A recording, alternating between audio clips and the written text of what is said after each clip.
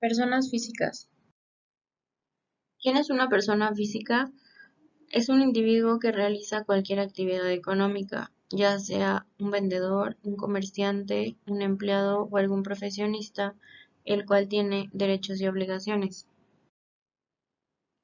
Los regímenes para las personas físicas se clasifican de acuerdo con sus actividades e ingresos y son los sueldos y salarios, ingresos asimilados a salarios, actividades empresariales y profesionales, régimen de incorporación fiscal, enajenación de bienes, actividades empresariales con ingresos a través de plataformas tecnológicas, régimen de arrendamiento, intereses y dividendos. Es importante conocer los detalles sobre la actividad que planea realizar y contar con una estimación lo más cercana a la realidad de los ingresos que puedas tener en un mes y en un año, a fin de identificar el régimen fiscal en que debes tributar. Los regímenes fiscales que puedes elegir de acuerdo con las actividades empresariales que llevarás a cabo son los siguientes. El primero en mencionarse es el régimen de incorporación fiscal.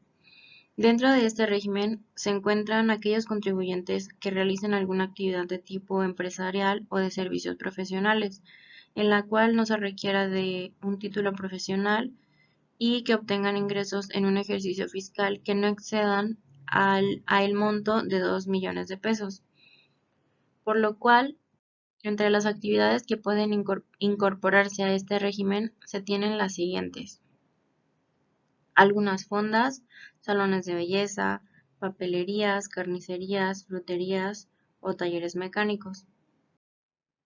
El siguiente régimen es el régimen de actividades empresariales y profesionales. En el régimen de las actividades empresariales se podrán incorporar a este régimen las personas que realicen actividades comerciales como restaurantes, cafeterías, escuelas, farmacias, por mencionar algunos, actividades industriales como puede ser minería, textil y calzado, farmacéutica o la construcción, y de pesca y agrícolas. Al igual que el régimen de incorporación fiscal, no se necesita un título profesional, por lo cual las actividades descritas para el RFC también podrán incorporarse a este régimen. No obstante, a diferencia de este, el régimen de actividad empresarial no señala algún monto de ingresos máximo. El régimen de actividades profesionales.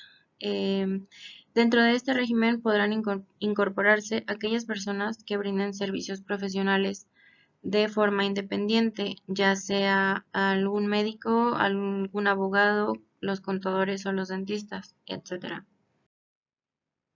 En el régimen de arrendamiento, las personas físicas que son dueñas de un bien inmueble, como alguna casa, un edificio, un departamento, un local comercial, terreno o bodegas, y autorizan a otras personas para que lo utilicen por un tiempo y fines establecidos a cambio de una cantidad periódica de dinero, llamado renta.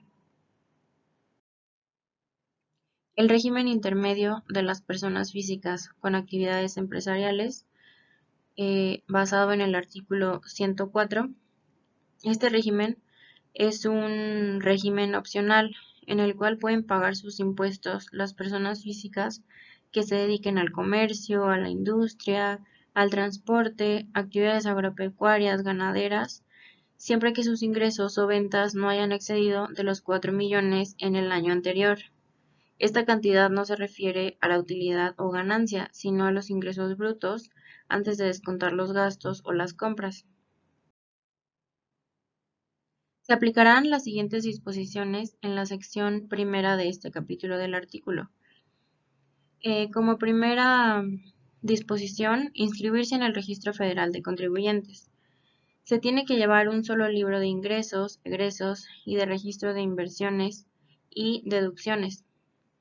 También se podrá anotar el importe de las parcialidades que se paguen al reverso del comprobante. Los contribuyentes no pueden exceder un ingreso mayor al de 4 millones en un año. Están obligados también a tener máquinas registradoras de comprobación fiscal o equipos o sistemas electrónicos de registro fiscal.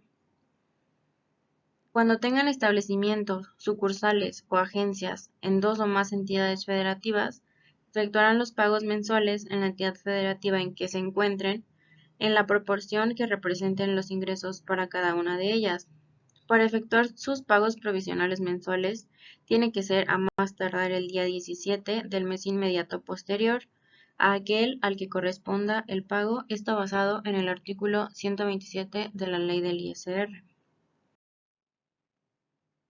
El régimen de pequeños contribuyentes se creó para apoyar a los pequeños negocios y para la economía familiar. Se diseñó para las personas físicas de baja capacidad económica y administrativa que tuvieran las mínimas obligaciones fiscales para cubrir y para simplificar su operación. En México, este régimen entra en vigor el 1 de enero de 1998, sustituyendo al de los contribuyentes menores. Algunos ejemplos de este régimen de pequeños contribuyentes es como por ejemplo la economía informal, algunas tiendas, carnicerías, talleres mecánicos, salones de belleza, carpinterías, taquerías, así como los ambulantes y los negocios ubicados dentro de la economía informal. Si la cantidad obtenida excede dicho monto, en el año siguiente no se puede tributar como pequeño contribuyente. En base a lo indicado en la Ley del ISR, en su artículo 16, vemos que se consideran ingresos acumulables la totalidad de los ingresos en efectivo, bienes, servicio, crédito o de cualquier otro tipo que obtengan en el ejercicio. Esto también incluye el ajuste anual por inflación acumulable. También se incluyen a esta suma los pagos que se perciban por recuperación de algún crédito deducido por incobrable o la cantidad que se recupere por seguros, fianzas o responsabilidades a cargo de terceros, tratándose de pérdidas de bienes del contribuyente.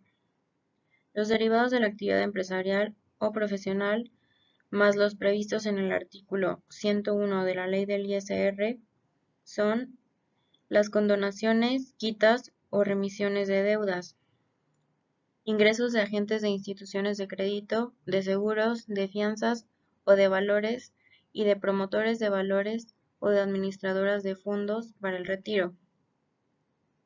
Los obtenidos mediante la explotación de una patente aduanal, los que deriven de la explotación de derechos de autor, los intereses cobrados derivados de la actividad empresarial o de la prestación de servicios profesionales sin algún ajuste, devoluciones, descuentos o bonificaciones sobre compras, siempre que se hubiese efectuado la deducción correspondiente a la compra. Las deducciones en el artículo 103 de la Ley del ISR son las devoluciones, descuentos o bonificaciones sobre ventas, siempre que se hubiese acumulado el ingreso correspondiente. Las adquisiciones de mercancías, materias primas, productos semiterminados o terminados que se utilicen para prestar servicios o para fabricar bienes o para enajenarlos. Los gastos, las inversiones, los intereses pagados derivados de la actividad empresarial o servicio profesional sin ajuste alguno, así como los que se generen por capitales tomados en préstamo, siempre y cuando dichos capitales hayan sido intervenidos en los fines de la actividad y se obtenga comprobante fiscal, y las cuotas a cargo de los patrones pagadas al IMSS.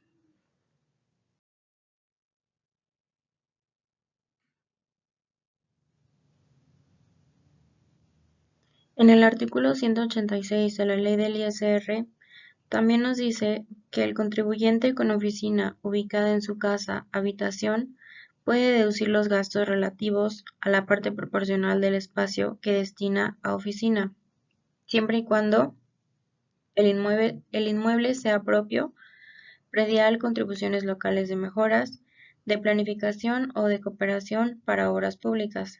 Si el inmueble es rentado, y el cálculo de la parte proporcional, los metros cuadrados de construcción que destina a cierta oficina y los metros cuadrados totales de la construcción. Pagos provisionales. Los pagos provisionales del ISR son, por decirlo de alguna manera, anticipos que uno hace ante el fisco para llegar al pago anual con menor presión impositiva y financiera. Los pagos provisionales deben ser realizados mensualmente. Además, se debe de presentar a más tardar el día 17 del mes siguiente al que corresponda el pago. Las personas físicas están obligadas a pagar mensualmente ISR en forma de pago provisional. Esto tiene un doble objetivo. El número 1 es porque el SAT se asegura de recaudar ISR anticipadamente, y el segundo es que el contribuyente paga únicamente una diferencia u obtiene devolución por saldo a favor tras la presentación de la declaración anual del ISR. ¿Cómo calcular el pago provisional? Para calcular el pago provisional del impuesto sobre la renta se debe hacer lo siguiente: calcular la utilidad o ganancia al total de ingresos obtenidos en el periodo, que se deben restar de las deducciones o gastos correspondientes al mismo periodo. Al resultado se le deben restar las pérdidas fiscales de años anteriores que no haya disminuido.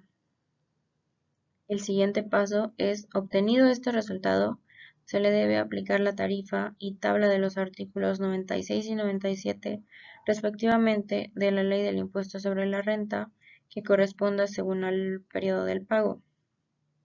Finalmente, al monto final, se le debe restar los pagos provisionales realizados con anterioridad en el mismo año, así como las retenciones del impuesto sobre la renta. Las deducciones personales son independientes de la actividad del contribuyente y se hacen para generar ingresos. Estas solo pueden ser realizadas por las personas físicas. A continuación mencionaremos algunas deducciones personales respecto al tema de la salud, como lo son los honorarios médicos, dentales y por servicios profesionales en materia de psicología y nutrición. También se pueden deducir los honorarios de enfermeras si es algún caso que tengan que cuidar a algún familiar directo. Los gastos hospitalarios y medicinas incluidas en facturas de hospitales, los análisis y estudios clínicos tanto para ti como para los de tus familiares directos, compra o alquiler de aparatos para el restablecimiento o rehabilitación del paciente. También la compra de los lentes ópticos graduados para corregir efectos visuales de hasta 2.500 pesos. Y por último, primas por seguros de gastos médicos o gastos médicos mayores. En cuestión de la educación, tenemos el tema de las colegiaturas, que solo son por instituciones educativas privadas con validez oficial de estudios, desde preescolar hasta bachillerato. Solo se permite un monto anual como límite para deducir y que son, según el grado, los siguientes: preescolar 14.200 pesos, primaria 12.900 pesos, secundaria 19.900 pesos, profesional técnico 17.100 pesos, bachillerato o algún equivalente 24.500 pesos y el transporte escolar solo si es obligatorio. Cabe mencionar que en este rubro, si el alumno recibe una beca, este gasto ya no puede ser deducible, solo aplica únicamente cuando se hace el pago por la cantidad total de la colegiatura. Por último, en otros gastos de las deducciones personales, tenemos los gastos funerarios de familiares directos, intereses pagados por créditos hipotecarios, donativos otorgados a instituciones autorizadas y aportaciones complementarias de retiro realizadas en la subcuenta de aportaciones voluntarias de tus planes personales de retiro, las AFORE.